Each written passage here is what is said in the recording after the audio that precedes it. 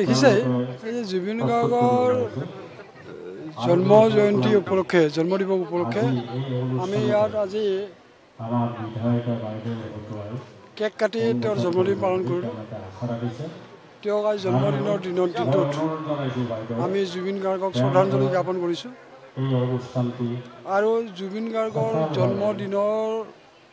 জন্মদিনৰ সংগতি ৰাখি আমি ইয়াত এই জুবিন ক্ষেত্ৰত যি আমি পৰিকল্পনা কৰিছোঁ সেই পৰিকল্পনাৰ অংশবিশেষ জুবিনৰ প্ৰতিমূৰ্তি নিৰ্মাণৰ কাৰণে আমি আজি ইয়াত আধাৰশিলা স্থাপন কৰিলোঁ।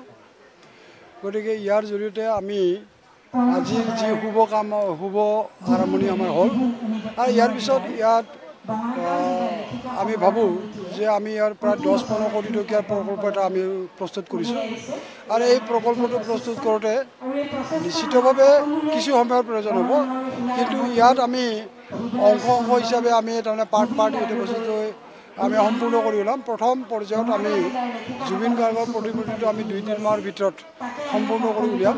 ইতিমধ্যে জুবিন গাৰ্গৰ যিটো ক্লে মডেলটো হৈছে, যিহেতু জুবিন গাৰ্গৰ মূৰ্তিটো আমি আচলতে ব্ৰঞ্জৰে নিৰ্মাণ কৰিম গতিকে কিছু সময়ৰ প্ৰয়োজন হ'ব। আমি আশা ৰাখিছোঁ মাৰ্চ মাহমানত আমি জুবিন গাৰ্গৰ প্ৰতিমূৰ্তিটো আমি স্থাপন কৰিব সক্ষম হ'ম। তাৰপিছতেই আমি ইয়াৰ যিবিলাক আনুষংগিক যিবিলাক কম্পনেণ্ট আছে, এই আনুষংগিক component as for example auditorium, বাটচৰা, amphitheatre, underground sound system, এই জাতীয় বস্তুবিলাক আমি পৰৱৰ্তী পৰ্যায়ত এইবিলাক বস্তু আমি পৰৱৰ্তী পৰ্যায়ত আমি আৰম্ভ কৰিম। পৰৱৰ্তী পৰ্যায়ত মানে এই জুবিন গাৰ্গৰ প্ৰতিমূৰ্তি স্থাপন হৈও থাকিব, নিৰ্মাণ কাৰ্য চলি যাব, লগে লগে আমি এই প্ৰকল্পবিলাকৰ কাম আৰম্ভ কৰিম। আমি এতিয়ালৈকে আমি 10-12 কোটি টকা ব্যয় হ'ব আৰু আমি এইটো 2 বছৰৰ কাৰ্যসূচী লৈছোঁ, কাৰণ এইটো আমি আচলতে বঙাইগাঁওবাসী ৰাইজে আমি কৰিব লাগিব। এতিয়ালৈকে আমি চৰকাৰক জড়িত কৰোৱা হোৱা নাই।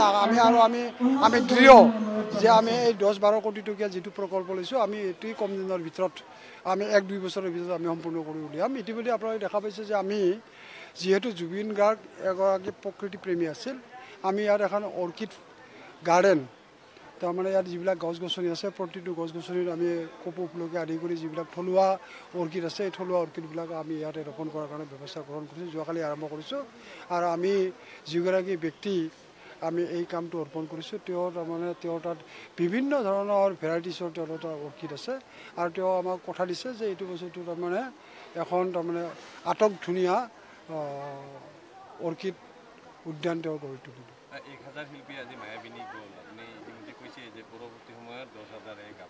নাই, এইটো আমাৰ তাৰমানে লক্ষ্য থাকিব। যেনেকৈ আজি ধৰি লওক আমাৰ এইটো শুভ আৰম্ভণি, এইটো জাষ্ট আৰম্ভণি, আমি আজি তাৰমানে নিউবৰ্ণ বেবী। গতিকে আমি এতিয়া বস্তুটো যেতিয়া আমাৰ জুবিন গাৰ্গৰ প্ৰতিমূৰ্তি নিৰ্মাণ সম্পূৰ্ণ হৈ উঠিব, তেতিয়া জুবিন গাৰ্গ এটা তাৰমানে শৈশৱ পাব। তাৰপিছত জুবিন গাৰ্গৰ তাৰমানে সম্পূৰ্ণ তেওঁৰ জীৱনকালত যেতিয়া আমি এই গোটেই পাৰ্কখন পূৰ্ণ কৰি তুলিম, তেতিয়া নিশ্চয় জুবিন গাৰ্গৰ সম্পূৰ্ণ সেইটো হ'ব। আৰু তেতিয়া আমি যেনেকৈ প্ৰতিমূৰ্তিটো নিৰ্মাণৰ সময়ত আমি 5000 শিল্পীৰে মায়াবিনী গীতটো পৰিৱেশন কৰাৰ কাৰণে লক্ষ্য ৰাখিছোঁ, আমি যেতিয়া সম্পূৰ্ণ জুবিন গাৰ্গৰ পাৰ্কখন সম্পূৰ্ণ হ'ব, যিদিনা আমি উন্মোচন কৰিম, সেইদিনা আমি অন্ততঃ 10,000 শিল্পীয়ে যাতে এই মায়াবিনী গীতটো আমি গোৱাই এই জুবিন ক্ষেত্ৰখনক জুবিনৰ নামত উৎসৰ্গ আমি কৰিব পাৰোঁ, তাৰ চিন্তা আমি নিশ্চয় কৰিম।